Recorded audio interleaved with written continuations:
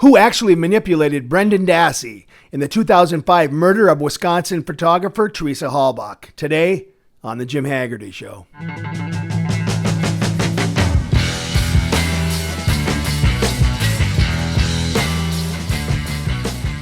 Hello, everybody, and welcome back to another special report on the Steven Avery murder case, which is now back in the headlines now that Convicting a Murderer has dropped 9 episodes on Daily Wire Plus. Of course, Convicting a Murderer is the 10-part rebuttal to the Netflix documentary Making a Murderer, which Convicting a Murderer filmmakers claim duped millions of people into believing Steven Avery and Brendan Dassey were framed. Again, fair disclosure, I have a role in Convicting a Murderer after Making a Murderer dropped nearly 8 years ago. I started investigating the murder and whether Steven Avery and his 16-year-old nephew were wrongfully convicted while reporting my findings for various publications, and my investigative anecdotes are sprinkled throughout the rebuttal series. Now, I will say that when I began my coverage of the Making a Murderer aftermath, Brendan Dassey's lawyers were about 8 years into his case, claiming he falsely confessed to his role in the crime, and I did pay attention to that component and that appellate process while I dove into the allegations that Avery was set up because he was suing Manitowoc County for $36 million. Now, before we jump in, I'm just going to say that while Making a Murderer did leave millions of viewers believing that there was something to Avery's framing defense, it also left him with a strong notion that Brendan Dassey was the sacrificial lamb led to slaughter by police in order to solidify the conviction of his uncle. That was very clear according to Making a Murderer. But the question is, folks, is that accurate? That's what we are unpacking today. Again, the Brendan Dassey component of this entire saga was somewhat intriguing for many Making a Murderer viewers. And I say this about the folks who jumped on board in 2015. There is now a new generation of Making a Murderer fans who are jumping on board after hearing about the Brendan Dassey portion of the case first. But when this first dropped in 2015, folks were surprised to know that Brendan Dassey was very close to having his conviction vacated, which did happen in 2016, just months after Making a Murderer dropped. And that added credibility to Avery's framing defense. Make no mistake about it. And it brought even more people into the belief that Brendan Dassey gave a false confession. And of course, that was a federal magistrate who ruled in 2016 that Brendan Dassey was coerced, and he vacated the conviction. But the 7th Circuit Court of Appeals later upheld the conviction, and the United States Supreme Court rejected the case. That means barring any new exculpatory evidence or a successful clemency petition, 33-year-old Brendan Dassey will remain in prison until he's eligible for parole in 2048 when he's 59 years old. Now, I've talked to numerous people in this case over the years who believe that Dassey was coerced, just as many believe that what he told Tom Fassbender and Mark Wiegert was what was just a rolling confession, a run-of-the-mill rolling confession that police see every day. Of course, this means that a defendant who mitigates some role in the crime, but they'll confess to some of this stuff. I did this, but I didn't do the worst part of it. I was involved, but I wasn't involved. And it's a rolling confession that police have to sort of extrapolate from defendants. So unpacking contents of that part of this case really isn't about facts at all. It's a legal argument. It's the one that Dassey's lawyers, Stephen Drizzen and Laura Nyrider, argued and that the state refuted. And of course, that was the argument that narrowly failed the 7th Circuit Court of Appeals. And it's for another show because it is an entirely different animal. We are going to jump into the manipulation of Brendan Dassey. And according to some, it's not a question of whether he was manipulated. It is who did the manipulating. Now, as we attempt to answer that, let's rewind all the way back to the beginning from a couple of my prior reports.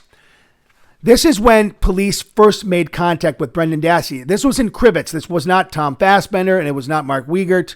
And now, although Making a Murderer fans, many of them, have a problem with how Dassey was questioned in Crivets. Of course, this is the weekend of November 5th and 6th, 2005. Now, we know Dassey made, during those interviews, or that one interview, Dassey made what some folks call a big tell up in Crivets when he tipped his hand. he seemed to tip his hand to Marinette investigators Baldwin and O'Neill that Teresa Halbach may have been sexually assaulted.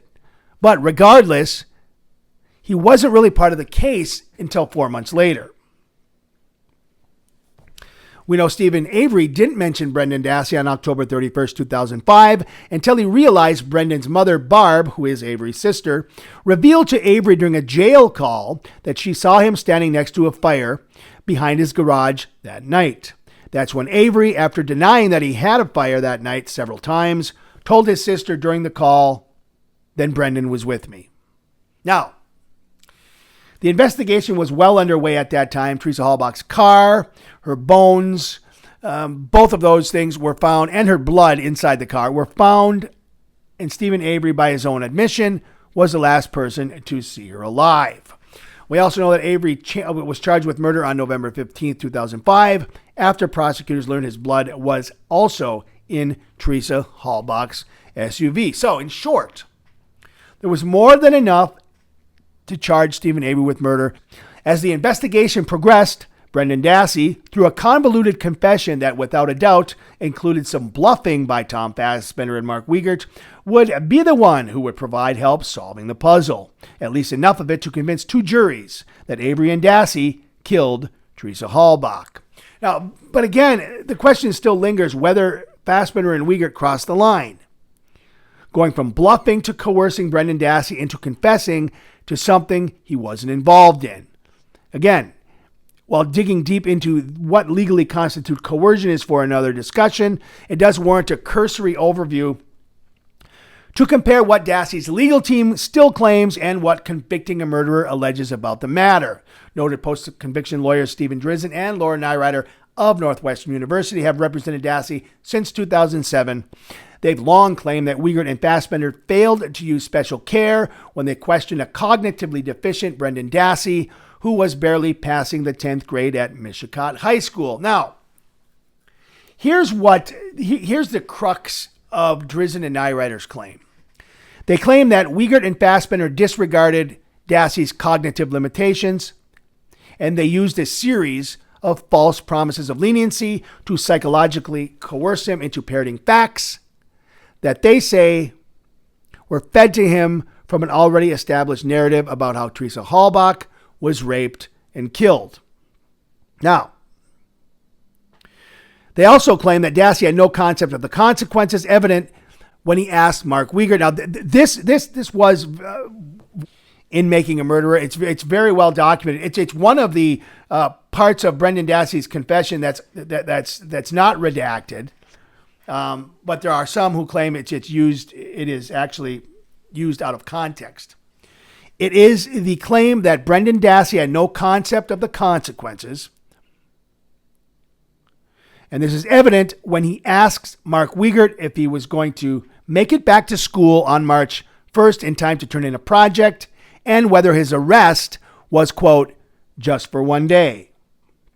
Now, Making a Murderer, again, does include several clips of Dassey's confession that some suggest that he was being manipulated to admitting to things that either never happened and that he certainly didn't come up with on his own because he wasn't involved, regardless of what Steven Avery did.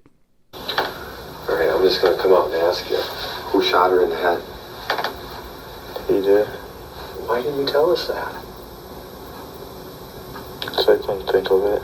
Now, what Making a Murderer does not show, however, are clips from Dassey's interview where he seems to acknowledge that Fassbender and Wiegert did not promise him anything and that he didn't have to speak to them at all. We asked him, did we promise you anything? Promise.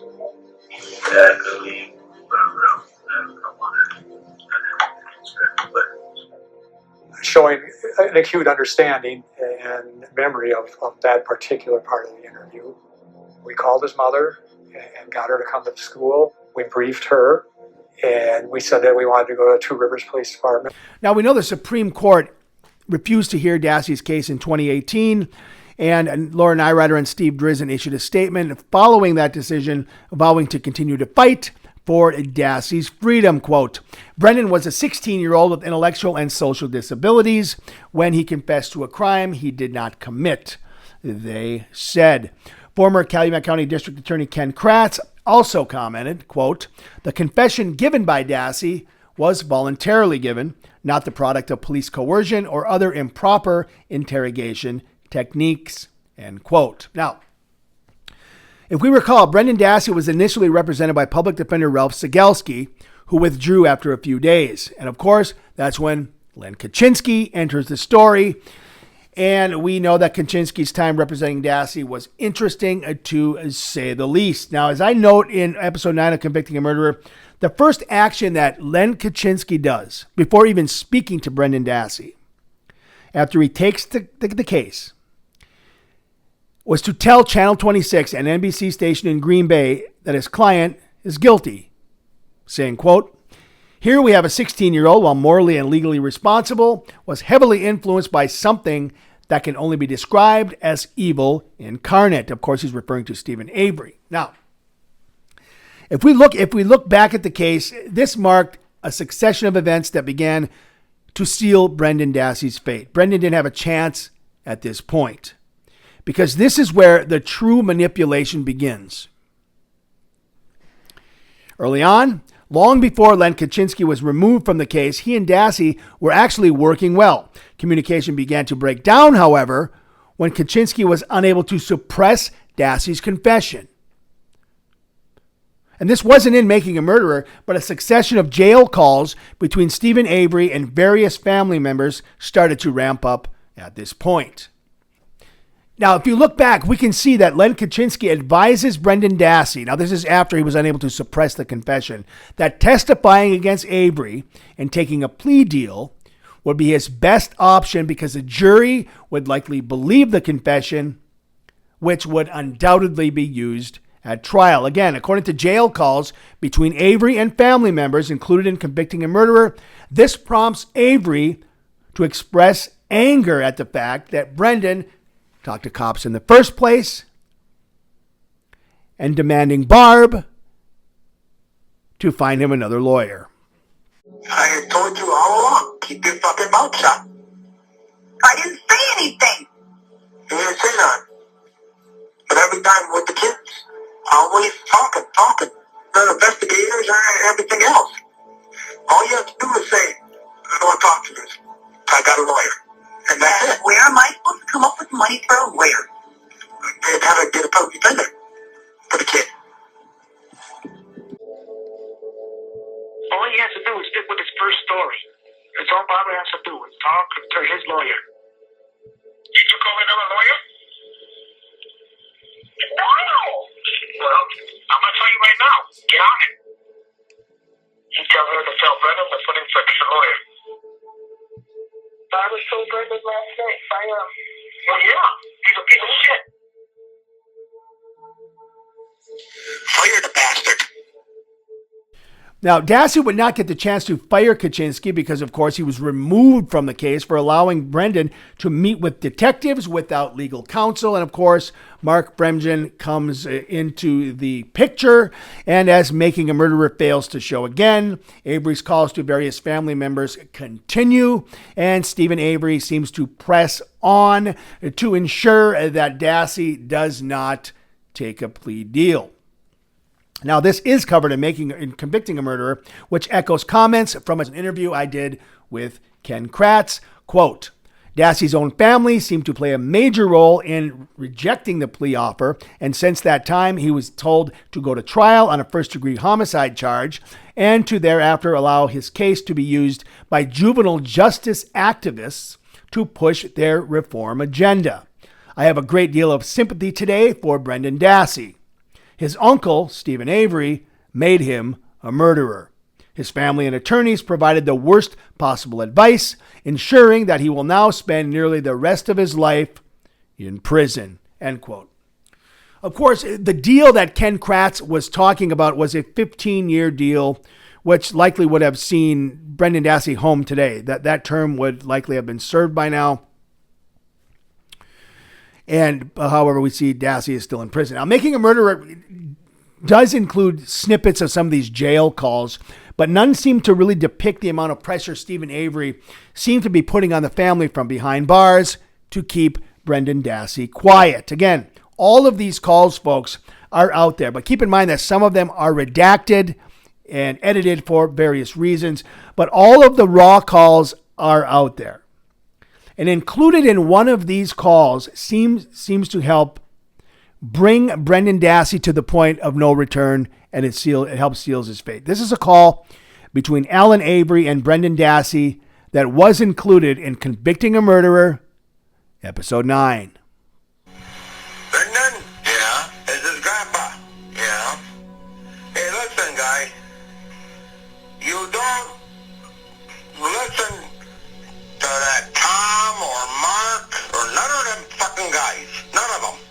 Yeah? I'd like to take a rope and put it around her balls and peck her and pull her behind my truck until I rip that fucking pecker in the balls right off. Listen, they come down on you. I don't give a shit what they do. You're gonna have to be man enough right now, and you stick to your goddamn guns and say nothing happened. You know? They made me say all of this. Tell them that. Yeah. You're a young man, and you don't want to go to prison for the rest of your life. No. Don't go for a pre-bargain or this and that. Yeah. Because you do that, then you're hurting both of you guys. Now, we know Brendan Dassey took that advice from his grandfather, rejecting all plea deals. He even went further than that, and taking the stand at his own trial, telling the jury that he fabricated his confession. So, the question now remains, was Brendan Dassey manipulated by police as making a murderer seems to lead millions of people to believe, or was he actually coerced by his uncle, Steven Avery? In other words, did Steven Avery in fact help make Brendan Dassey a murderer? You decide, folks, and let us know. Meanwhile, Making a Murderer is still streaming on Netflix, while Convicting a Murderer is 9 episodes in over on Daily Wire Plus. This marks the end of our time, so until next time, be safe on Al Gore's Internet.